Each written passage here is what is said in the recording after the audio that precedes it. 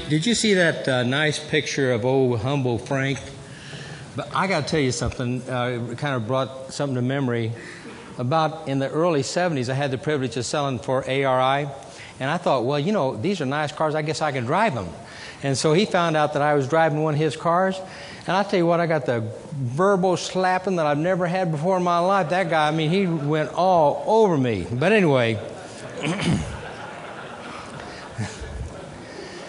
you know, I have had a lot of opportunity to go to Africa. I enjoy that, and they like for me to come over there and talk about leadership. And so I got this leadership thing that I talk about. It's about a 7-thing deal, you know, and I got it down pretty good. But what I recognized the other day is, you know, I'm only following about 2 or 3 of those 7. So, but you know, when you're 6,000 miles away, they don't know, and so to them I'm brilliant.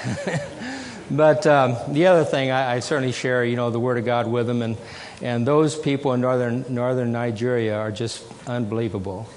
So when I speak to them, I feel like a mouse speaking to an elephant. So today, in fairness, you know, I can't fool you guys because you know who I am. Some too well. And then I do feel like I'm a mouse speaking to an elephant. There's people in this room that know a lot more about where remarketing is going, that I have so much respect for. You know who you are. Mr. MacGyver has been on my rear end for a long time. He's still wrong, but I still respect him. But, you know, when I look around this room, I don't see very many people older than me. This is actually kind of depressing. You know, in 2 years, I'll be in this industry for a half a century. Now, that's worth an applause, isn't it? Half a century in this business? Good.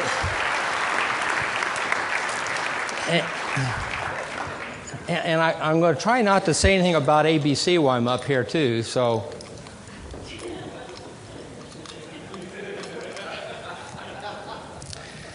But I'll try to be good about that. You know, this industry really has gone through a metamorphosis. Unbelievable. As I said before, I've been in the industry for, you know, nearly 50 years. I've never seen the changes in the industry as I've seen in the last 5 years. You know, we've seen this evolving, if you will, but the last 5 years has absolutely been incredible. You've seen new car sales go from 17 million to about 11 million, a 40% decline. You've seen used car sales going from 44 million to 36 million, another 20% decline. You've seen new car dealerships go from 22,000 to about 17,000, a 20% decline.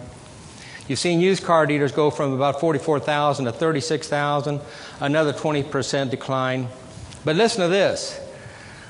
The auto auctions have gone from about 17 million consigned to about 14 million consigned. They've gone from about 9.5 million sold to 8.5 million sold, a 12% decline.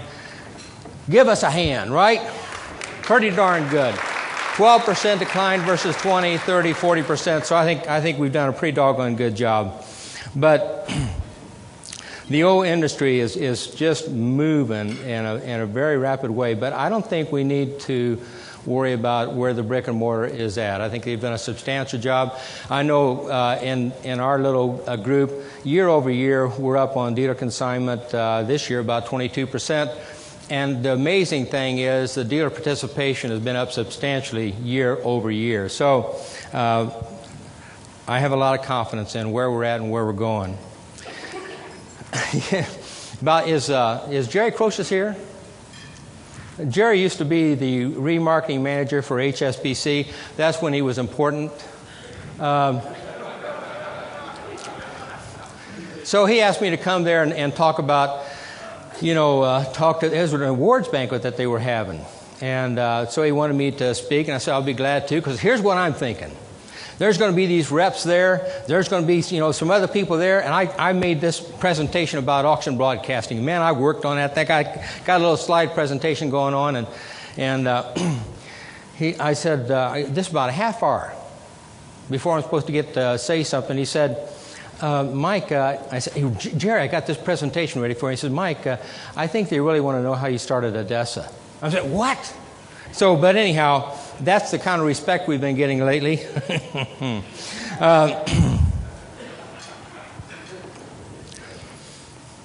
But you know, when you look at the industry and how it has changed, I'm going to go a little bit in the past, if you will. There's a picture up here of the old Indianapolis Auto Auction. Now, back in those days, you know, you started the sale about 12 o'clock, you entered about 6, 7, 8, 9 o'clock. And you had a half pint of Maker's Mark in one pocket, you know, and you had Redman's in the other pocket. You know, by the end of the sale, 7, 8, 9 o'clock, we're all feeling pretty good, you know. But that's when men were men. You know what I'm saying? Now, today, we got these guys sitting in these little cubicles, and they got this little mousy thing going on. You want to, what's going on? I mean, where are the men at today? But anyhow, the industry is changing. You know, if you look at that picture there, we had a dance hall above the auction arena. What went on in the hall will stay in the hall. But those were fun days. Those were fun days. You know, I built another greenfield actually in 1966, and we were the fifth auction that was bought by Mannheim. Now, you know the first three? Mannheim, Bordentown, Fredericksburg. You know what they paid for those first three? $6.2 million. Now, here's the point. They've had a real good ROI. I was just talking to Tim Van Dam. They're going to have 33 lanes here. You know, they've had enough, don't you think? It's enough ROI for them guys. So we need to spread this wealth around a little bit. My first manager was actually Jake Ruhl. He was a real gentleman. And then another guy that took over was Warren Young. Warren was a class act. I love Warren. He looked sloppy like me, had hair like me, really a good guy. He came to our auction, and he comes with his yellow pad. Everybody knows Warren? He comes with his yellow pad.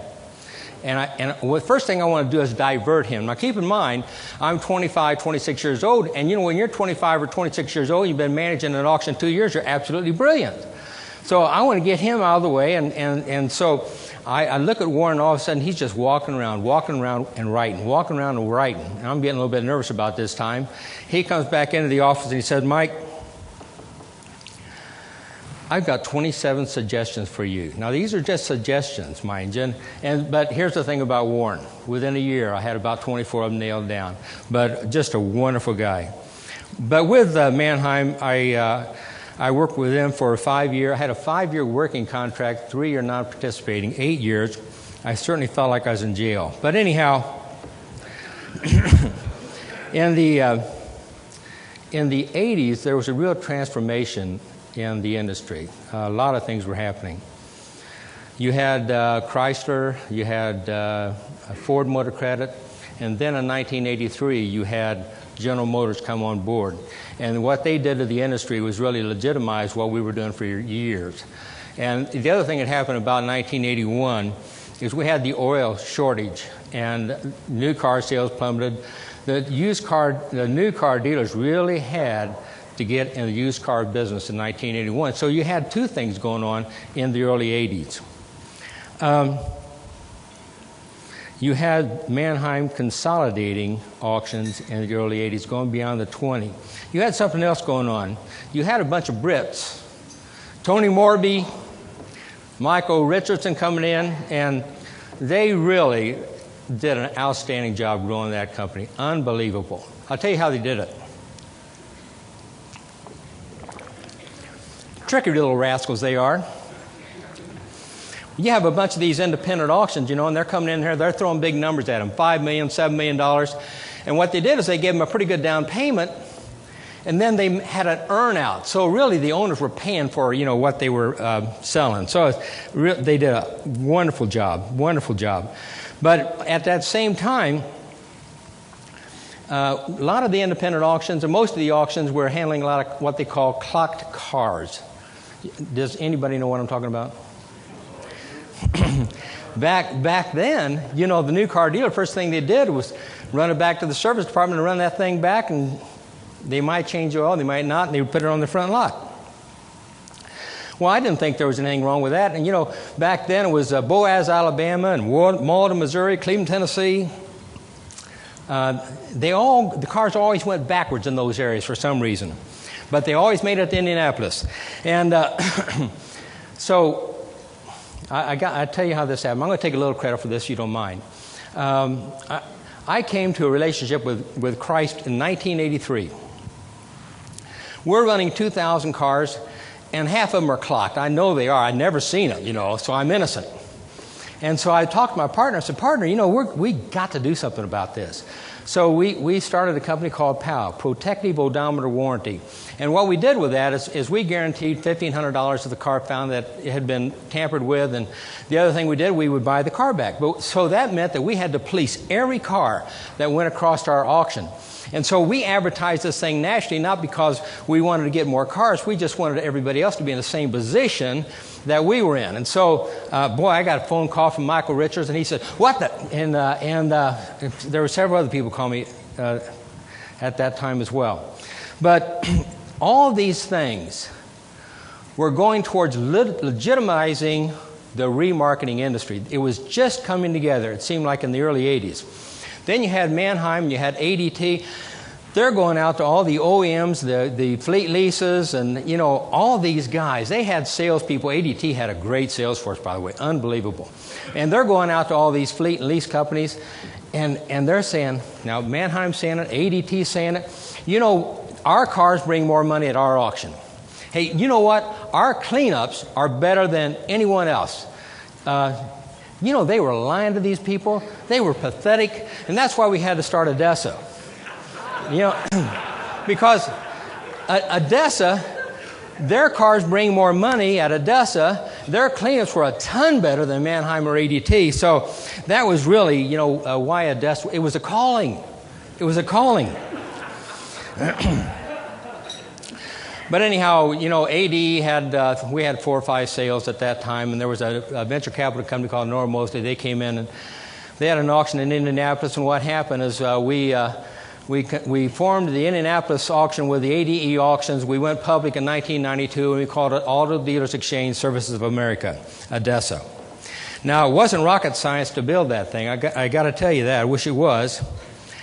Because during those times, you saw the manufacturers are just printing the cars, right? And you saw the leases. I mean, they were going out the roof. So we knew that in the the later 90s that there wasn't enough shelf capacity to handle what I thought the manufacturers were putting on the roads. And so our strategy was twofold: to build new greenfields, and then to there's another side to that. We didn't have enough money to pay what Manheim and ADT were paying, so the thing we had to do was build these greenfields. And one of the things that we built greenfields in Buffalo, Charlotte, Lexington, Knoxville, Jacksonville, Montreal, Ottawa, and some other spots. And what you had to do when you were building a greenfield, you had to make sure that there was plenty of money on the floor. And so the only way you can do that is either float the customer or have a floor plan company. So John Fuller and I had a floor plan company, John, what was it, early 80s that we started this company. And we called this company, now keep in mind, I'm fired up about 83, 84, 85, and what have you. We called this company CITA, C-I-T-A, which was Christ is the answer. And so you're thinking, that's a floor plan company, and we're floor planning some of these used car dealers and what have you. And it was a little bit tricky, right? And so John and I were pretty evangelical at that time, and we're passing out tracts, and we're trying to lead these guys to the Lord. And John came, and guess what? They were saying a prayer, and we were giving money. And John came into my office about 3 or 4 months later, and he said, he's in a huff. I said, what's the matter, John? He says, you know what's happening? I said, what's that, John? He said, these guys are coming in here and they're saying a prayer, and you know what they're doing? One by one, they're screwing us out of $64,000. He said, what do you think we should do? I said, John, let's keep our $64,000 and tell them to go to hell. And so,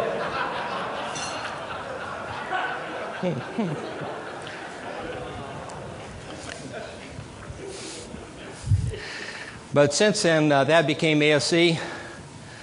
John just grew that company like crazy when I left. And And then he started a company called DSC. Boy, I'll tell you what, don't get in his way. He's a gorilla, just an absolute gorilla.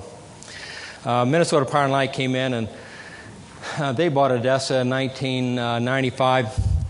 Have you ever been to a board meeting in Duluth, Minnesota? They didn't like this cowboy. It didn't last very long. But we did a couple things that I thought was kind of neat, and I'll go ahead and share that if you don't mind. We built an auto auction in Boston. It was actually Framingham, Massachusetts. It was the largest building in Boston. 65 acres under roof, 3.2 million square feet. And so Tommy Caruso was going to be the operator there. And so, we had the biggest building and the smallest manager. Now, if you wanted to have a Kodak moment, you should have seen Tommy when he saw that building. I mean, I wish I had a picture of that.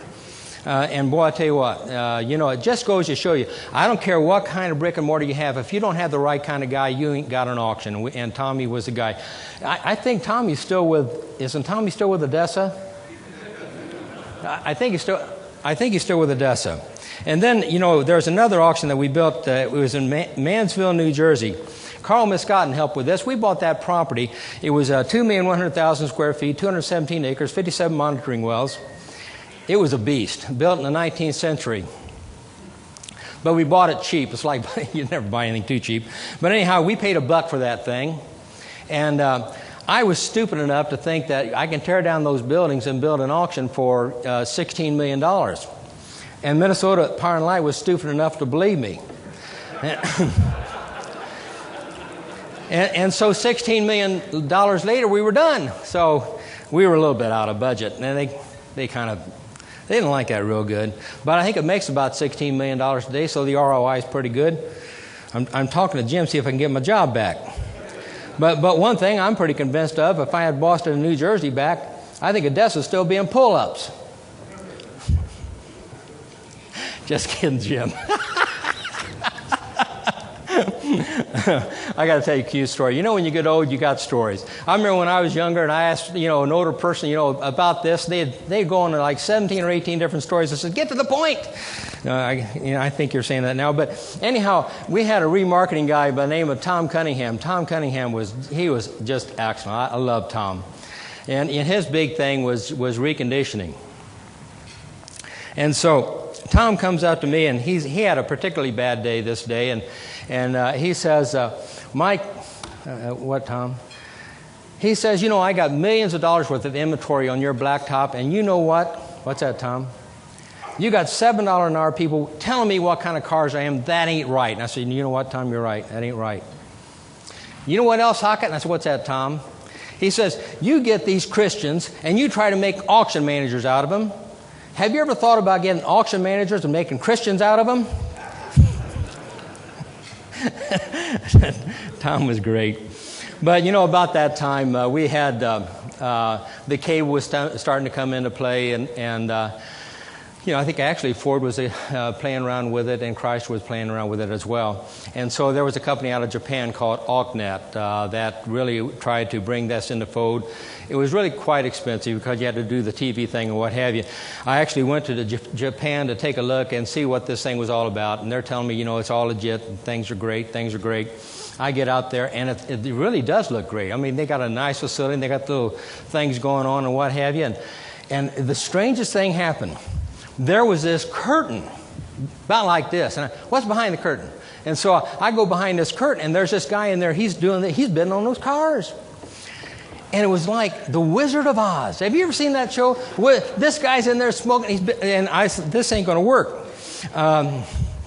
But I did run into Nancy and Jim Simmons, and they had a internet process called Online Ringman.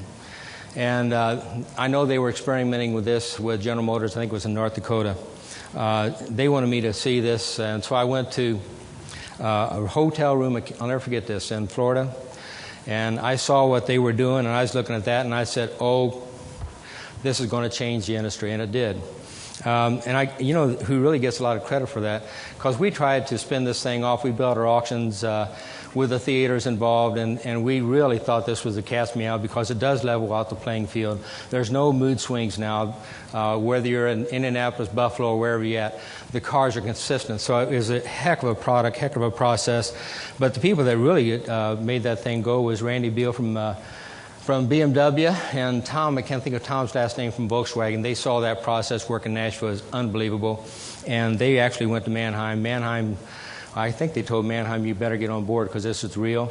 So Nancy and Jim put some of those internet processes in their auctions, and they cabbaged onto it, and it's called simulcast. So that's another story. But I got to tell you this. You know, we got these theaters in there, and you know Bob Rauschenberg, he's got a name for everything, and so we got the theaters in there and the TVs up there, and he says, let's call this theater A2T2, and for the life of me, I still don't know what that means. Well, at the same time now, you got OpenLane. OpenLane was a wholesale company. And it morphed into an internet company. They do a great job, fabulous company. Then you have Smart Auction. It was kind of clever. They have, you know, their new car dealers having their cars with their money, and they call it Smart Auction, and it works out well. And they're expanding that now, and it's a great product. They have wonderful success with it. And then, you know, it's really about reducing the cost. And that's what you hear a lot, you know, when you talk about remarketing. It's days to sell. How quickly can you get it on? You know, we need to save. And here's the thing that kind of upsets me a little bit, being a brick and mortar guy, is look at all the money that we're paying these auctions. We're paying them transportation fees. We're paying them reconditioning fees. We're paying them body shop fees. We're just paying them all this money. We need to reduce our costs. So let me take a commercial break, if I may.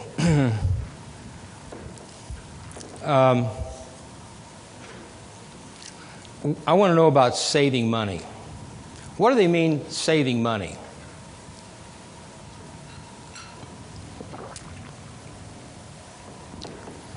Sale fees. Correct me if I'm wrong, guys, but I think our sale fee has been the same for institutions for 25 years, 50 years, you know. How much money are we saving there? And then reconditioning fees. I think we recondition a car for the same price that we did 25 years ago, 50 years ago. I just thank God that, you know, our utilities haven't gone up, chemicals haven't gone up, employees haven't gone up. You know, all these things haven't gone up or we would be in trouble. But where are you saving money? You know, our mechanical fees are in the mid-30s. The franchise dealers are in the mid-hundreds. You know, the body shop fees are about 1/2 of what the new car stores sell. So when they buy a car, who's saving the money? And what are we costing? I think it's less. I won't get in there, but it's, you know, let's put it where it's at. So here's the questions that need to be answered. Who's saving the money? You know, when that dealer buys a car, that car isn't going to just land on his lot. He's got a transportation cost. He's got a reconditioning cost. He's got a mechanical cost. And you know, these guys have to run those cars back through their service departments. Boys, that ain't easy. You know, because you have the service department arguing with the used car department. It's messy. I've been there, done that. So does the car get discounted by the amount of repairs needed based upon the franchise dealer's rates? Does this mean that the new car dealers are buying over the internet will choose the better car that needs no repairs? I think that's obvious.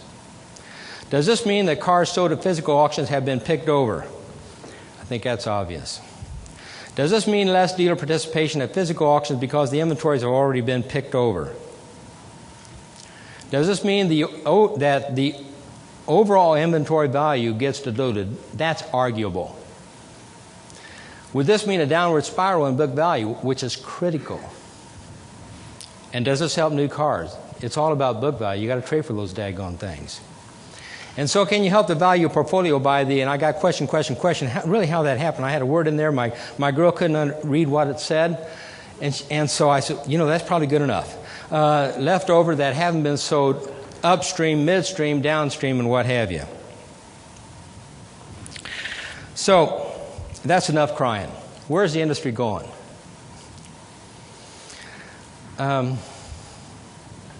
When you look at the industry, especially the auction side, 60% of the cars that we sell are in between 5 and 9 years old.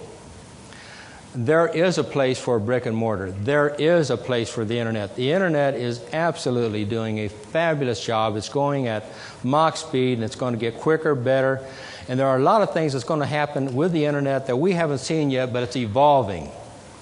When you look at the social media that's taking place now, how is that going to transform how we buy and sell cars? When you see cars now today that literally speak to you, that you have information on them that instantaneously you can drive a car, you can use your iPod, you can launch that car, you can describe that car, you can sell that car, you can buy that car just over an iPod. Is the industry going to change? Yes. But here's the good thing.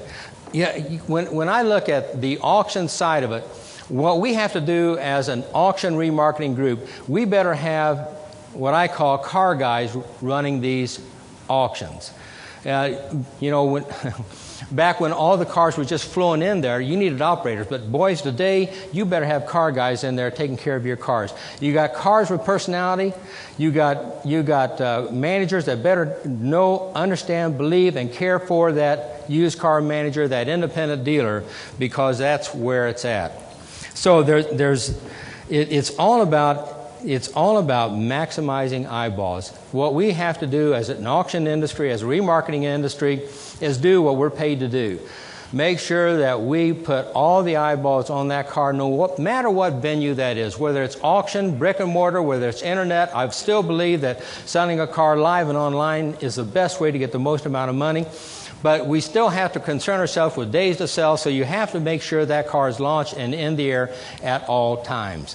Now, I do believe that one of the things that we can't get trapped into doing is saying that we have the catch-all, we have the best thing out there, because we don't. The brick and mortar is not the best thing, and any one venue out there is not the best thing. And so my belief is that we need to use all venues to do what we're supposed to do for the remarketing industry. So don't get caught up in thinking that you have everything that you need, because you don't. We can't be blind to what's going on in the industry. You know, there was an internet bubble that happened in the 1990s, and it was really very interesting. Everyone had these great big plans, and it was all up here, and it never transferred down here where the real work had to get done. You know, I have 6 boys, and I always tell them, hey, listen. Every pretty girl has to go to the bathroom. So, there's some part of everything that you got to get yourself immersed in, enjoy, and care for, and not all of it's easy. You have to get to work. Now, I think we need to watch a few things too. I do feel that I think that this is going to evolve into a retail play as well. That's going to happen. I think whoever does that, the first is probably going to be the winner. But here's what happens as well. As remarketers, what we have to understand is that we're going to be opening the door to bigger, more, and better product. How is that? When you look at your industry, it's about 1/3 retail, 1/3 used, and 1/3 not C2C, but C2C. I think we can get into that market. With all the technology you have today, I think we can expand our industry by doing those kinds of things.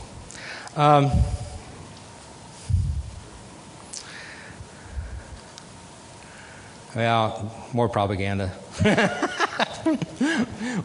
We are the oldest method of selling cars. We are good business partners. We spend billions of dollars to, doing what we need to do to be good remarketers, and we've guaranteed checks and titles. We're trusted partners in examining and evaluating how to maximize value on our product. So how do we win? We can't be narrow-minded. We got to make sure that we're doing business either way, whether it's brick and mortar or whether it's internet. Don't be narrow-minded. Don't guard the same old dog. Don't guard the same old dog. I think we try to do that in brick and mortar, and I think some of the internet companies try to do the same thing. Don't guard the same old dog. The world is changing. Continue what you do with a keen understanding of the competition and a more aggressive way of meeting the needs of customers. And that's what we have to be about constantly. How do we better meet and serve the needs of our customers? And this is important. Remember what you do well. Whether it's the internet, don't think, well, I need to have another venue other than what I do. If you're brick and mortar, don't think you have to have another venue to be successful. Make sure that whatever you do, remember how you did it and remember that you did it well. Don't leave it. Nothing happens without transactions. And grunt, I'm thinking about the pretty girl. Do what others don't want to do and do it better and cheaper. And make it fun and meaningful. Be purpose-driven. And, I'm going to close by this. When you look at our industry and whatever we do, you have to have, just a ton of passion, no matter what it is. If you don't have a passion for what you're doing, get out. And I think that has to do what I call is taking your eyes off yourself. When you look at the world, there's 2 billion people in this world that live on less than $2 a day. We spend more on pets in this country than most people live on. When I go to McDonald's, I get an extra hamburger for Yogi. Yogi's a big old 150-pound black dog. Doesn't talk back to me. I love that dog. I used to say by the time I'm 80, I'm going to be brilliant. I've had to raise that up a notch. Might be 90. But here, on my journey, here's what I found. I don't think God is interested in our successes. I don't think God is interested in our failures. I think God is interested in our faithfulness. So whether it's faithfulness to God or whether it's faithfulness to others, the message of the Bible is very simple. Love God and love others. If you don't love others, you can't love God. Pretty simple message. And I think we need to transform that message into what we do in our business life and our business world. There's a message, that car guys all know, earn and turn. I think we need to earn it. I think we need to give it. That's what you call being purpose-driven. If you're not purpose-driven, you're going to die. I promise you. Here's what I like about being purpose-driven. You can ride in the bus, and you can enjoy the ride. Because you know what you're doing, you know what you're doing for the right reasons. And so don't gloat over your successes. Don't fret over your failures. Rejoice in His faithfulness.